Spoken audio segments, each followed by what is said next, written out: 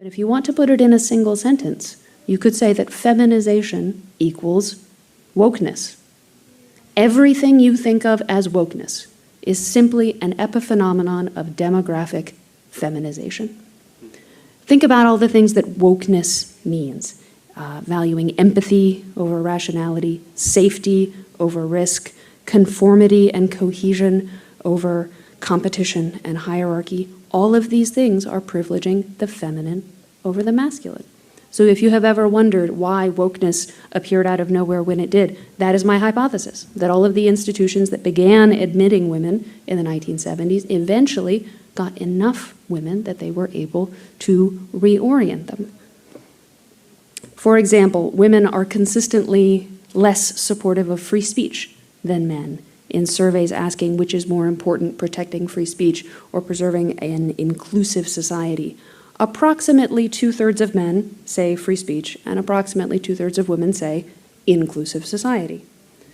In moral reasoning, the traditional way of phrasing the difference between men and women is to say that women have an ethics of caring and men have an ethics of justice.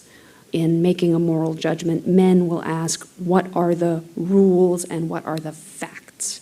Women tend to be more interested in context and relationships.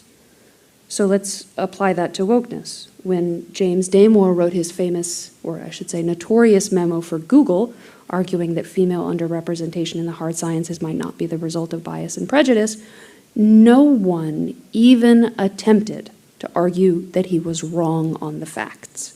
The reason that he was fired was because the things he had written might make his female coworkers feel bad. Or consider the Kavanaugh hearings. The masculine position was to say that maybe something bad happened to you, but if you do not have evidence, then we can't allow you to ruin a man's life and career over it. The feminine position was to say, how can you talk about rules of evidence? Can't you see she's crying?